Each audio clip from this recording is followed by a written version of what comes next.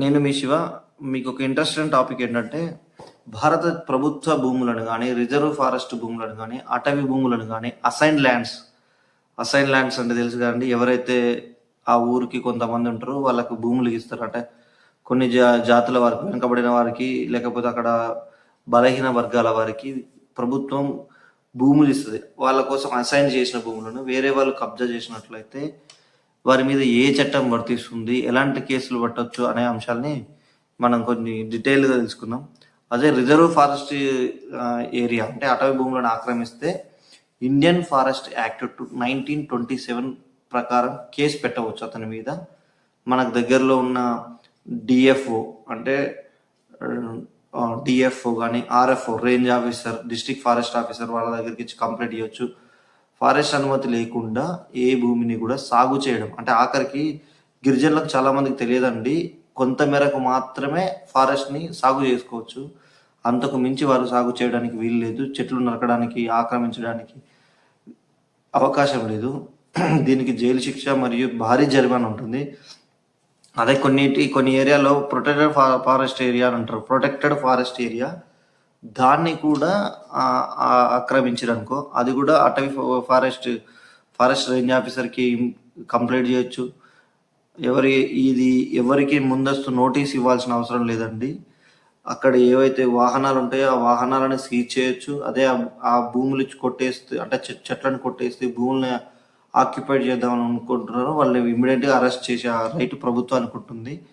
అదే ప్రభుత్వ భూములు ఉంటాయి కొన్ని, ఎట్లా అంటే మన భూమి పక్కన కొంచెం సాగు చేసుకునే భూమి ఉంటుంది, దాని పక్కనే కొంచెం రెవెన్యూ రికార్డు ప్రకారంగా భూములు ఉంటాయి. ఆ భూములను కబ్జాలకు గురి చేస్తే ల్యాండ్ ఎంక్రోచ్మెంట్ 1905 ల్యాండ్ ఎంక్రోచ్మెంట్ ప్రకారంగా అంటే ఆ యాక్ట్ ప్రకారంగా వాళ్ళ మీద ఎవరైతే అక్రమదారులు ఉంటారో వాళ్ళని తొలగించే అధికారం గవర్నమెంట్ ఆఫీసర్స్కి ఉంటుంది.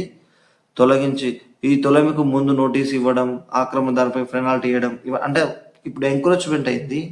ఫారెస్ట్ కాకుండా ఇది నార్మల్గా రెవెన్యూ ల్యాండ్ కదా, దీనికి ఎంక్రోచ్మెంట్ అయింది కాబట్టి దీనికి ముందస్తు నోటీసులు ఇస్తారండి.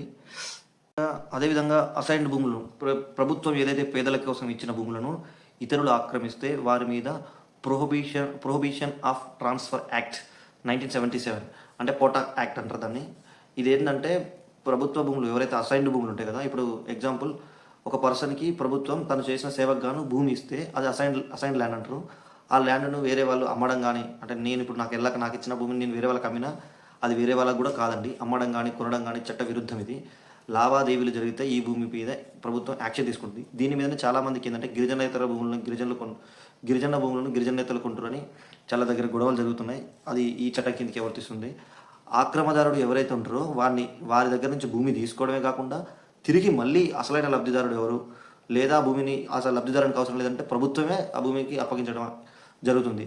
వీటికి గాను సెక్షన్లు కొత్త చట్టం ప్రకారంగా బిఎన్ఎస్ భారత న్యాయ సమితి ప్రకారంగా కొత్త చట్టం ప్రకారంగా బిఎన్ఎస్ 329 సెక్షన్ వర్తిస్తుంది, 310 సెక్షన్ వర్తిస్తుంది, 318 సెక్షన్ వర్తిస్తుంది. భూమి రకంతో సంబంధం లేకుండా కబ్జా చేసిన వ్యక్తులపై క్రిమినల్ కేసులు దీని మీద నమోదవుతాయండి, పెట్టవచ్చు. సో భూములు ఎవరైనా మీ దగ్గరలో ఉన్న భూములని ఎవరైనా కబ్జా చేసినా, దీని గురించి సరైన అంశాలు మీకు తెలియకపోతే, కబ్జా విషయాలు మీకు ఏ విధంగా తెలవాలి, మీ గ్రామంలో ఉన్న భూమి గ్రామకంఠం ఎంత, అలాంటి విషయాలు మీకు తెలవాలంటే మీరు మీ దగ్గరలో ఉన్న రెవెన్యూ ఆఫీస్కి వెళ్ళి తెలుసుకోవచ్చు. అదేవిధంగా మీ మండలంలో ఉన్న ఎంఆర్ఓ గారి దగ్గరికి వెళ్ళి ఆర్టీఐ 2005 యాక్ట్ టెక్సి మీ దగ్గర ఉన్న మీ ఊర్లో భూములు ఎంత ఉన్నాయి, ఏం కథ అనే అంశాలు కూడా తెలుసుకోవచ్చు. ప్రభుత్వ భూములను రక్షించండి, ప్రభుత్వానికి సహకరించండి. Thank you all.